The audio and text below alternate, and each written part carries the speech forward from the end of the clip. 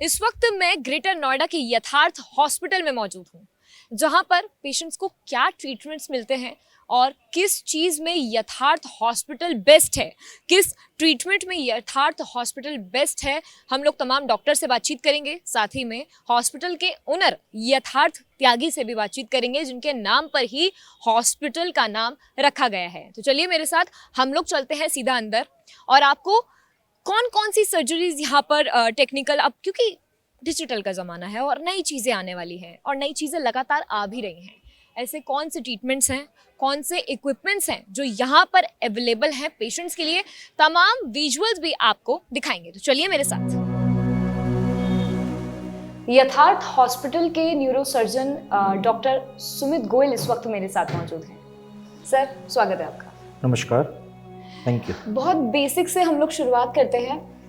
पहला सवाल मेरा यही होगा, न्यूरो क्या है? मतलब मैं चाहती हूँ कि आप बताएं उन लोगों को जिनको इसके बारे में कुछ नहीं पता है, उनको सिम्टम्स हैं, कैसे पता चल सकते हैं, न्यूरो सर्जरी क्या है, ये पूरा कंसेप्ट क्या है, पहले मुझे समझाइए।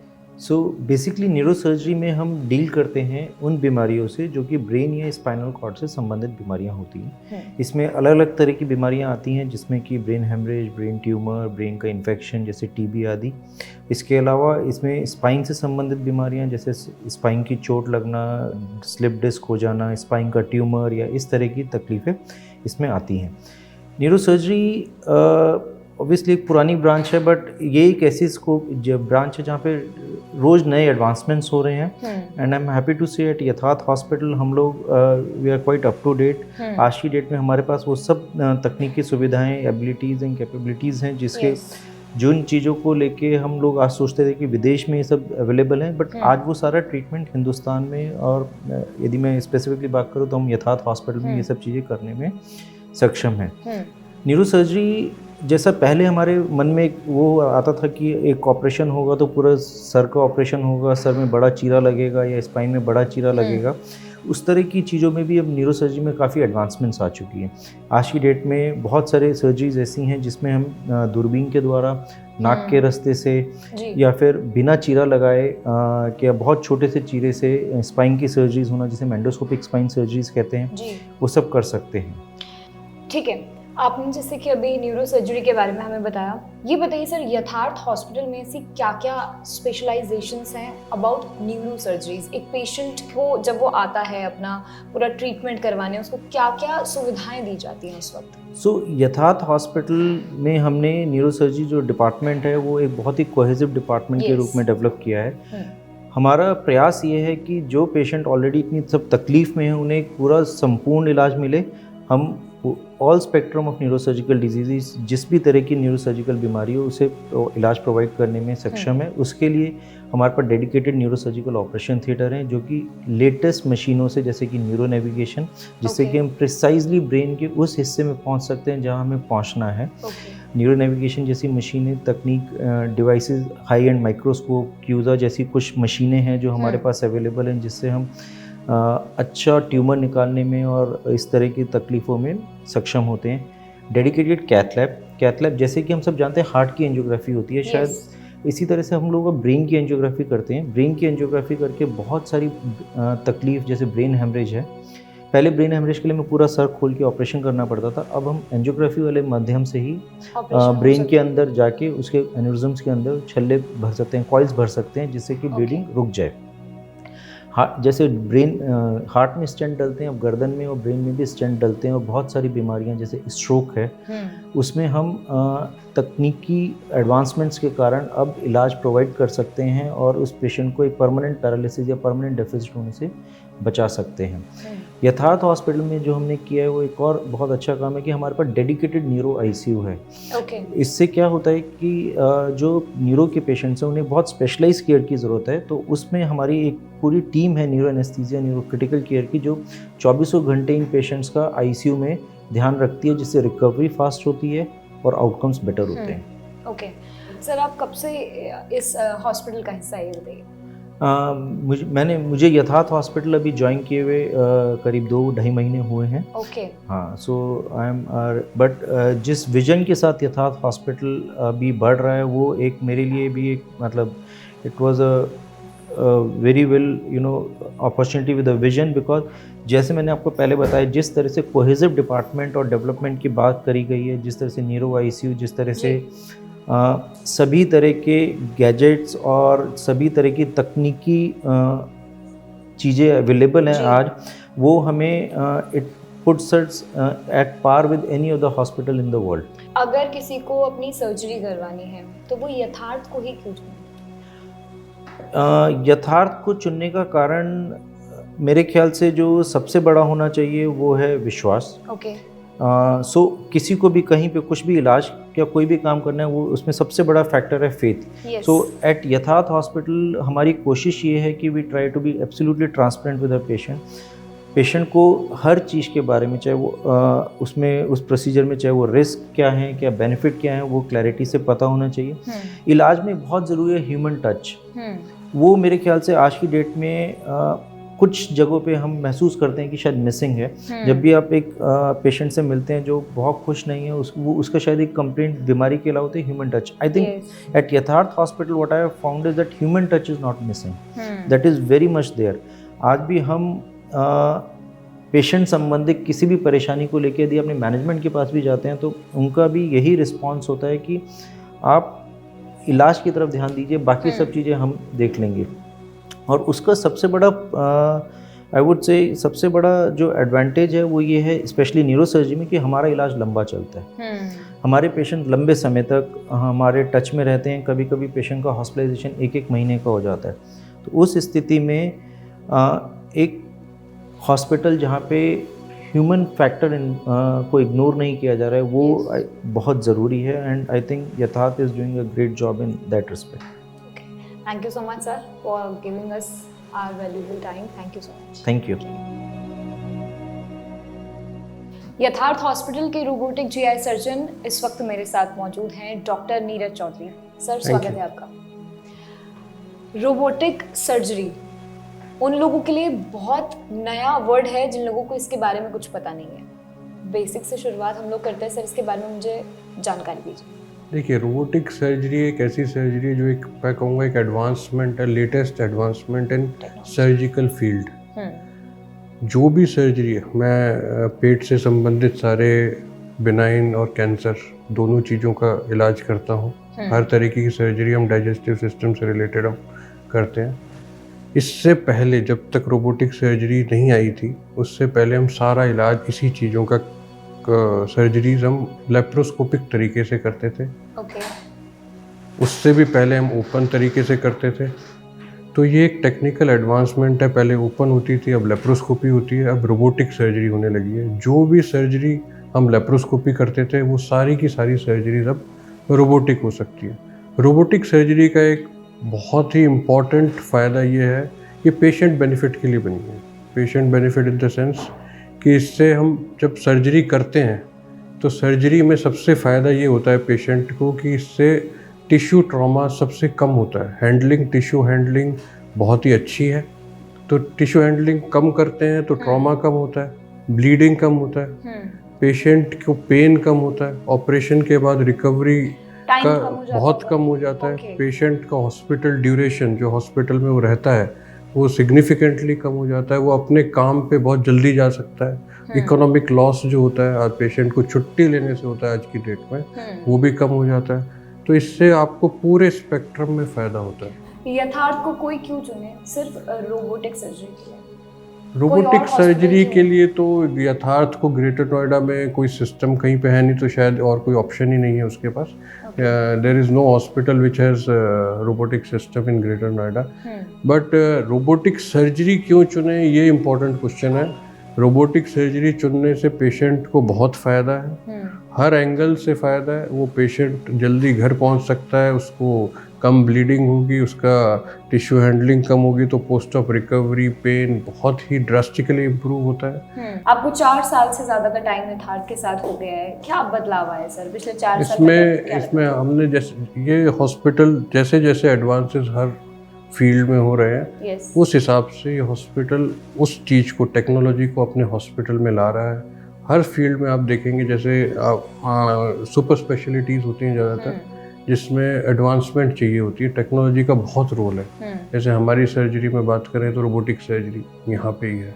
हम इससे पहले लेप्रोस्कोपी में भी बिल्कुल एडवांस्ड काम ही करते थे, वो भी हमारे यहाँ पे है। हमारे यहाँ पे गैस्ट्रो साइड में भी हर तरीके की एंडोस्कोपिक अल्ट्रासाउंड से लेके high and endoscopy, colonoscopy, everything is available in this hospital, जो हमारे को डायग्नोसिस के लिए चाहिए। और उसके बाद नेक्स्ट स्टेप कैंसर के लिए जो चाहिए होता है, बहुत बार जो मेडिकल ऑन्कोलॉजी कीमोथेरेपी चाहिए होता है, तो कीमोथेरेपी की भी सारी फैसिलिटीज़ यहाँ पे मौजूद है। ठीक है, thank you so much sir हमसे बातचीत करने के लिए। Thank you so much. यथार्थ के GI physician doctor Vineet Kumar Gupta इस वक्त मेरे साथ मौजूद हैं। चलते हैं सीधा उन्हीं से बातचीत करते हैं। सर, सबसे पहले तो आपका स्वागत है। नमस्कार, थैंक यू। गैस्ट्रो यानी पेट से संबंधित बीमारी, राइट? राइट। पहला तो सर ये कि इस बीमारी के बारे में हमें पता कैसे चल पाता है और यथार्थ में इसको लेकर कैसा इलाज चलता है, मतलब पेशेंट्स को कैसे ट्रीट किया जाता है? सो गैस्ट्रोइंटेस्टाइनल डिजीज, जीआई डिजीजेज जैसा हम बोलते हैं, तो यानी कि मुंह से लेकर जो है हमारे आंतों के आखिरी भाग तक जितनी भी बीमारियां कवर होती हैं, एक तो वो पार्ट है। दूसरा है कि हमारा लिवर, जो कि हमारा बहुत ही जो है इम्पॉर्टेंट ऑर्गन है, हमारा इम्पॉर्टेंट अंग है, वो भी इसमें जो है सम्मिलित है। पित्त की नली, पित्त की थैली, पैनक्रियाज, ये सब जो है इसके बहुत इंपॉर्टेंट अंग हैं, जिसके लिए जो है हम गैस्ट्रोइंटेस्टाइनल फिजिशियन के पास जो है हम लोग जो है जाते हैं। यूजुअली मरीज जो है एक जनरल जो अपना कंप्लेंट लेके आता है, उसमें हम लोग जो है उसकी उम्र के अनुसार जो है डिसाइड करते हैं कि इसको हम जो है एंडोस्कोपी या कोलोनोस्कोपी या अल्ट्रासाउंड, इस तरह की जो है दूसरी जो है जांचें जो हैं वो करें और बीमारियों को जो है हम अर्ली कैच करें, जल्दी पकड़ें उसको। उसी हिसाब से उसका ट्रीटमेंट जो है हम लोग एक बेहतर तरीके से जो है हम लोग कर पाएंगे। ठीक है सर, यथार्थ में इसको लेकर क्या क्या स्पेशलिटीज़ हैं कि एक पेशेंट को मिलती हैं? यथार्थ में gastro as a GI physician gastroenterology department जो है हमारा, उसमें जो लेटेस्ट इक्विपमेंट है आज की डेट में, जो एंडोस्कोप्स हैं, द क्वालिटी ऑफ द जो एंडोस्कोप की क्वालिटी है, जो लेटेस्ट वर्जन है, 190 सीरीज़ के एंडोस्कोप्स हैं, साथ में कोलोनोस्कोप्स जो हैं वो भी और 190 सीरीज़ के हैं। ये आज की डेट में सबसे लेटेस्ट जो वर्जन है। दूसरा कि एक गैस्ट्रोएंटरोलॉजी डिपार्टमेंट में जितनी सुविधाएं होनी चाहिए, जैसे कि एंडोस्कोप्स हो गए, हमारे ERCP स्कोप्स हो गए, जिससे हम पित्त की नली में जाकर पत्थर जो है उसको जो है निकालते हैं। ठीक है, thank you so much sir. Thank you. यथार्थ हॉस्पिटल के कार्डियोलॉजिस्ट डॉक्टर दीपांकर वत्स इस वक्त मेरे साथ मौजूद हैं। सर, स्वागत है आपका। नमस्कार। बेसिक चीज़ से लेते हैं, हार्ट अटैक्स इतने ज़्यादा क्यों बढ़ रहे हैं सर बच्चों में? 60+ हम बुजुर्गों में देखते हैं, इतने ज़्यादा क्यों डे बाय डे इंक्रीज हो रहे हैं मामले? देखिए, पिछले कुछ सालों से ये देखा गया है कि हार्ट अटैक के केसेस काफ़ी बढ़ गए हैं। खास करके जो आपने कहा कि यंगर जनरेशन में ज़्यादा हो रहा है। अगर हम वेस्टर्न वर्ल्ड से अगर कंपेयर करें तो हमारे इंडिया में जो हार्ट अटैक होने के चांसेस हैं, जो मीन एज है वो 10 साल पहले हो जाता है। नियरली 50 साल की उम्र में आधे हार्ट अटैक हमारे यहाँ इंडिया में हो जाते हैं और 40 साल से उम्र से कम की उम्र में 25% हार्ट अटैक होते हैं। आप अंदाज़ा लगा सकते हैं, 40 साल का एक व्यक्ति, चाहे वो महिला हो पुरुष हो, वो सबसे प्रोडक्टिव सोसाइटी के लिए एज ग्रुप है। उस एज ग्रुप में अगर किसी को हार्ट अटैक होता है तो उसकी वजह से सिर्फ वो सफ़र नहीं करता, उसकी फैमिली और पूरी सोसाइटी सफ़र करती है। इसके अलावा अगर और महत्वपूर्ण कारणों के बारे में बात करें तो एयर पोल्यूशन, स्मोकिंग एक बहुत बड़ा कारण है, जो कि हमारे एरिया में बहुत मेजर इशू है। अगर एयर पोल्यूशन को स्मोकिंग को कंपेयर करें तो one of the most important reason है। इसके साथ साथ जो हमारे लाइफ स्टाइल में चेंज आए हैं, जिसकी वजह से स्ट्रेस एक बहुत बड़ा इंपॉर्टेंट पार्ट है। जैसा पहले कहते थे कि चिंता तो चिता के साथ ही खत्म होती है जी। लेकिन आज के समय में हमारे जो लाइफ स्टाइल है उसमें हमेशा हर कोई अपने वर्क से, कोई फैमिली से, कोई अपने सोशल सर्कल से हमेशा चिंतित ही हैं, तो वो हमारे शरीर को नेगेटिवली इम्पैक्ट करता है और इन सब की वजह से हार्ट अटैक के चांसेस बढ़ते हैं। ठीक है, यथार्थ में क्या ट्रीटमेंट फिट मिलता है इसको लेकर, या फिर क्या ऐसी नई चीज़ें आई हैं जो इम्प्लीमेंट की गई है अब हार्ट सर्जरीज में? देखिए, हार्ट अटैक की अगर बात करें तो सबसे जरूरी चीज़ है इसमें समय पर इलाज उपलब्ध होना। ठीक है, जैसे ही किसी इंसान को अगर छाती में दर्द हुआ, छाती में दर्द हो रहा है, बाएं हाथ में दर्द फैल रहा है, जबड़ों की तरफ जा रहा है, पसीना आ रहा है, घबराहट हो रहा है, सांस फूल रहा है, तो ऐसी परिस्थिति में उन्हें तत्काल रूप से इमरजेंसी को कांटेक्ट करना चाहिए, एम्बुलेंस बुलानी चाहिए और तत्काल रूप से अस्पताल पहुंचकर एक ईसीजी करवाना चाहिए। ईसीजी करके हमें ये पता चल जाता है कि एक्यूट हार्ट अटैक हुआ है या नहीं हुआ है। अगर एक्यूट हार्ट अटैक है तो उसमें हमें मरीज को अतिशीघ्र एंजियोग्राफी करके हार्ट की नस को चेक करना होता है कि नस में कोई ब्लॉकेज है या नहीं है। और अगर यूजुअली हार्ट अटैक के केस में जो ब्लॉकेज है उसे हम पहचानते हैं और फिर उसमें तार डाल करके, बलून करके, स्टेंट डाल करके उस नस को खोल दिया जाता है। इस प्रक्रिया को एंजियोग्राफी कहते हैं। इस पूरी प्रक्रिया को प्राइमरी एंजियोप्लास्टी कहते हैं। This is the class 1 recommended best treatment for heart attack is angioplasty. यथार्थ में अवेलेबल, ये हमारे यहाँ 24/7 यथार्थ हॉस्पिटल में अवेलेबल है। ओके। अगर कोई मरीज हमारे यहाँ सुबह आए, शाम को आए, रात को आए, 24/7 उसको इस बात की चिंता नहीं करनी है कि अगर हार्ट अटैक होगा तो वहाँ पे डॉक्टर मिलेंगे या इसका इलाज मिलेगा या नहीं मिलेगा। 24/7 we are available with the full team for angioplasty. Sir, आप यथार्थ हॉस्पिटल में कब से हैं और क्या बदलाव आए, क्या चेंजेस आए? देखिए, मैं यथार्थ हॉस्पिटल में पिछले 3 सालों से काम कर रहा हूँ। ठीक है। और जहाँ तक सुविधाओं का सवाल है, ऑब्वियसली जैसे जैसे कार्डियोलॉजी में समय के साथ चेंजेस आ रहे हैं वैसे वैसे हमारे यहाँ भी सुविधाएं बढ़ती जा रही हैं। एंजियोग्राफी, एंजियोप्लास्टी, कई बार दिल में कई बचपन से जो जन्मजात छेद होते हैं उन्हें बंद करने के लिए बिना ऑपरेशन के डिवाइस डाल करके, छतरी डाल करके बंद करते हैं।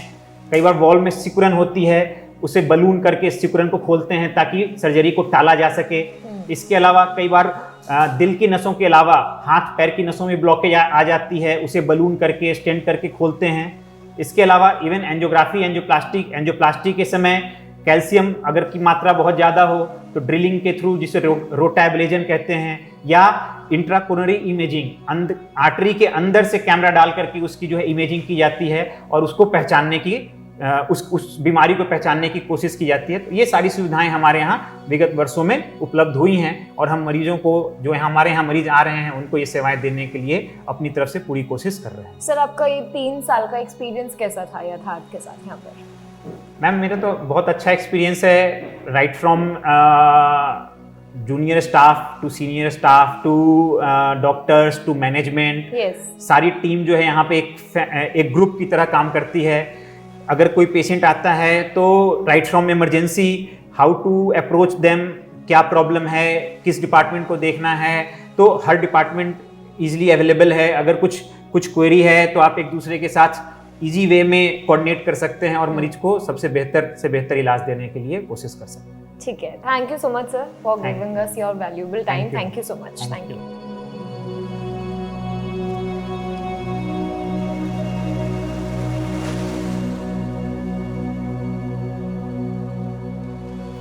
यथार्थ हॉस्पिटल के ओनर यथार्थ त्यागी इस वक्त मेरे साथ मौजूद हैं। सर, बहुत बहुत स्वागत है आपका। धन्यवाद। पहला सवाल मेरा यही रहेगा कि बुलंदशहर के एक छोटे से कस्बे में यथार्थ की शुरुआत हुई और अब इतनी ब्रांचेस हैं, ये जो जर्नी थी ये कैसी थी?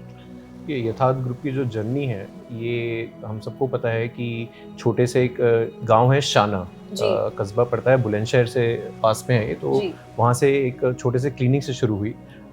इसकी फाउंडेशन जो है मेरे फादर डॉक्टर अजय त्यागी जो ग्रुप के चेयरमैन हैं और डॉक्टर कपिल त्यागी जो मैनेजिंग डायरेक्टर है ग्रुप के, उनके छोटे भाई, उन दोनों ने करी। साथ ही उन दोनों की जो वाइफ्स हैं डॉक्टर नीना त्यागी, डॉक्टर मंजू त्यागी, चारों लोगों ने मिलके एक ये छोटी सी शुरुआत करके जो एक 2 बेड की क्लिनिक से स्टार्ट हुई थी, वहाँ से शुरू हुई। उसके बाद डॉक्टर कपिल, डॉक्टर मंजू ने जिस तरह से जो भंगेल में भी क्लिनिक था उसको शुरुआत करी और उसके बाद 2010 में हमने ग्रेटर नोएडा में, जहाँ पे हम आज बैठे हैं, वहाँ पे एक उस समय एक 100 बेड का हॉस्पिटल से, एक जनरल हॉस्पिटल से हमने शुरुआत करी। बंगेल में आई गेस छोटा सा क्लिनिक हुआ करता था, 2 कमरों का, और अभी इतना बड़ी प्रॉपर्टी हो गई, इतनी बड़ी ब्रांच हो गई है अलग अलग जगह पे। कितनी ब्रांचेस हैं सर की? तो 2010 में पहला ग्रेटर नोएडा हॉस्पिटल स्टार्ट हुआ, उस समय 100 बेडेड था। उसके बाद 2013 में नोएडा में, क्योंकि जो हमारा भंगेल का क्लिनिक था उससे ही 2-3 किलोमीटर दूर हमें एक लैंड मिली थी, तो वो जो हॉस्पिटल 250 बेड का हमने 2013 में स्टार्ट करा। उस समय वो एक फुल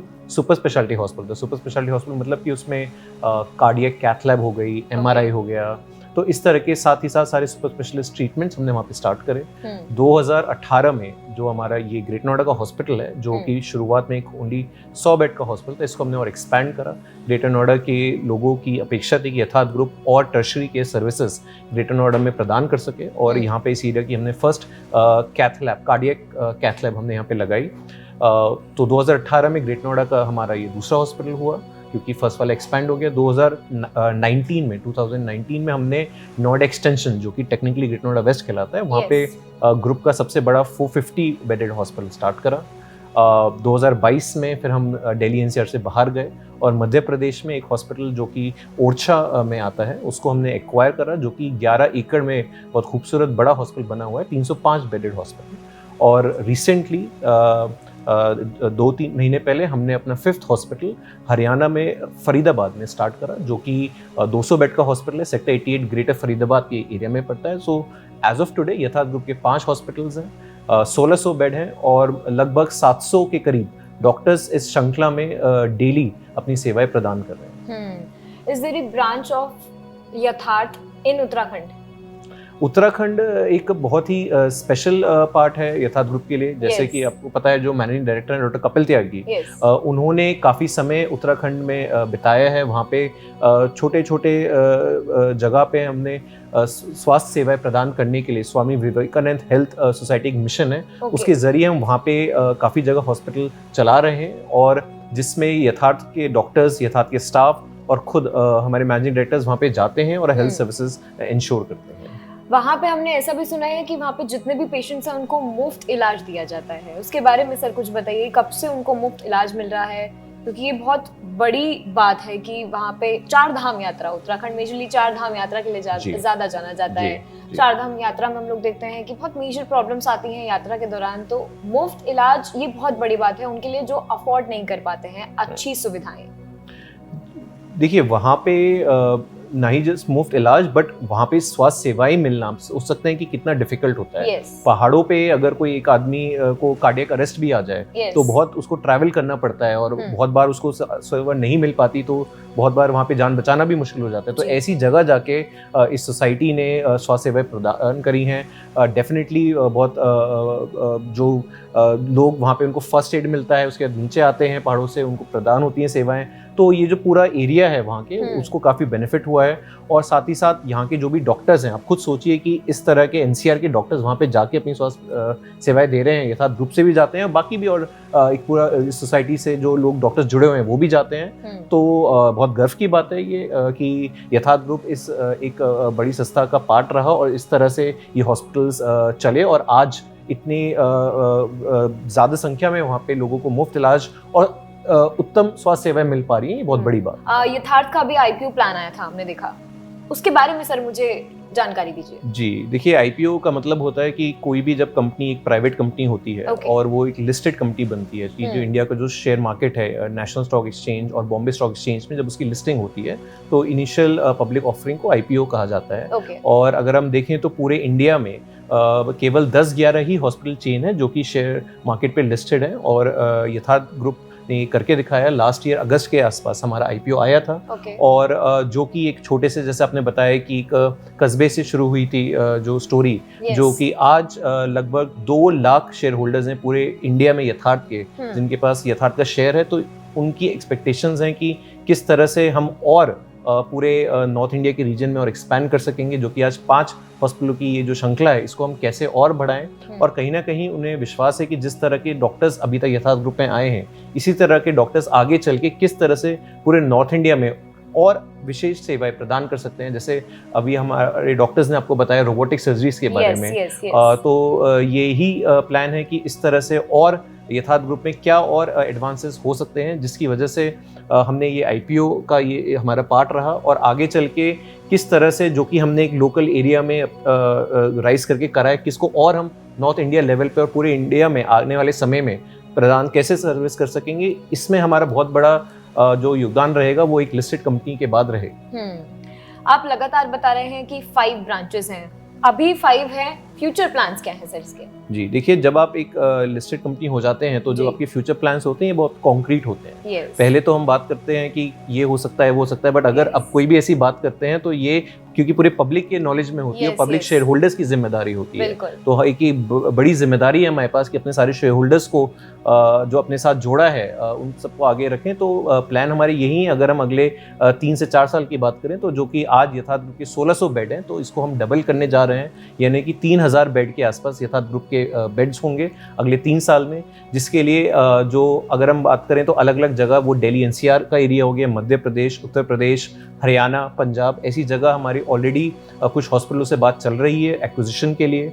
हमारे जो एग्जिस्टिंग हॉस्पिटल्स हैं, जो कि ग्रेटर नोएडा जहाँ पे हम बैठे हैं, जो कि 2010 में 100 बेड का था, 2018 में 400 हुआ, उसके भी अभी साइड वाली ज़मीन हमने और ली है और इसको हम 400 से 600 बेड कर रहे हैं। तो ये जो 200 बेड हम बना रहे हैं ये इंटरनेशनल पेशेंट्स के लिए बना रहे हैं, क्योंकि जिस तरह से जेवर एयरपोर्ट स्टार्ट होने जा रहा है तो ग्रेटर नोएडा में बहुत इन्फ्लो होने वाले इंटरनेशनल पेशेंट्स का।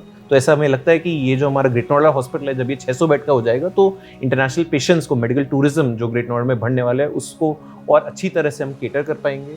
साथ ही साथ हमारा जो नोएडा एक्सटेंशन हॉस्पिटल जो है कि अभी जो 450 बेड है, उसकी भी साइट की लैंड अभी हमने कुछ ही दिनों पहले ली है, उसको भी हम 450 से 700 बेड का करने जा रहे हैं। और 700 बेड का वो हॉस्पिटल हो जाएगा तो आप लगा लीजिए पूरे दिल्ली एनसीआर में शायद ये तीसरे चौथे नंबर पे होगा लार्जेस्ट बेड कैपेसिटी में। तो डेफिनेटली बेड्स तो हम एक्सपैंड कर रहे हैं, हॉस्पिटल्स और बना रहे हैं, बट विशेष तौर पे यही हमारा सोच रहेगी या टारगेट रहेगा कि जिस तरह से हमने एक जब सिंगल हॉस्पिटल था तो जो पेशेंट्स को एक पर्सनलाइज्ड टच मिलता था, जो कि एक यथार्थी यूएसपी रही, जिस तरह से लोगों ने देखा कि पर्सनलाइज तरीके से डॉक्टर भी हो गया, मैनेजमेंट भी हो गई, सब पेशेंट से मिलके, और पेशेंट को लगता था कि मैं एक फैमिली का पार्ट हूँ। तो उसी तरह से सोच को हम आगे बढ़ा के वो इंश्योर करेंगे, चाहे वो हमारे 10 हॉस्पिटल हो आगे, 15 हॉस्पिटल हो, पर जो सबसे ज़रूरी चीज़ है वो यही चीज़ है कि जो पेशेंट केयर सर्विसेज हैं, जो कि एक पेशेंट का एक्सपीरियंस है, उसको ये लगे कि अगर मैं यथार्थ में आ गया तो इससे अच्छा और कहीं इलाज नहीं हो सकता, वो पूरा सेटिस्फाई होकर जाए, चाहे उसका रिजल्ट अच्छा ही हो। हाँ, अभी आपने सेटिस्फाई की बात करी, सेटिस्फैक्शन हो एक पेशेंट को।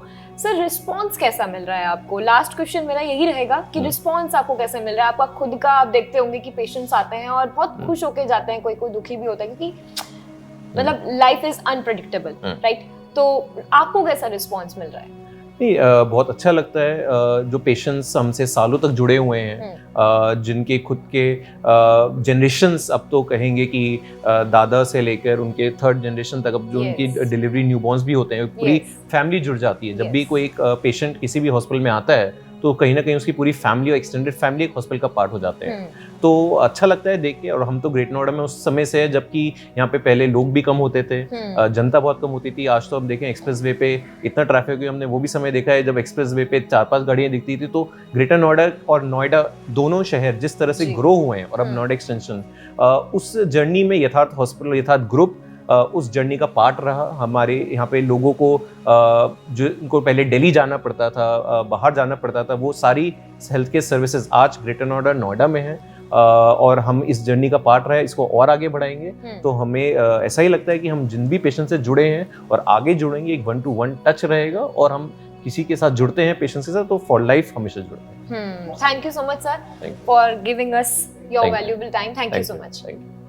यथार्थ हॉस्पिटल में इस वक्त हम लोग मौजूद थे, जहां पर हमने तमाम डॉक्टर से बातचीत करी, साथ ही में जहां से हॉस्पिटल के जो ओनर हैं उनसे भी हमने बातचीत करी, और यथार्थ हॉस्पिटल किस तरीके से बेस्ट है ट्रीटमेंट में, ये भी आप लोगों ने जाना कि अलग अलग सेक्टर्स में अगर किसी को कोई बीमारी है तो वो किस तरीके से यहाँ पर ट्रीटमेंट ले सकता है।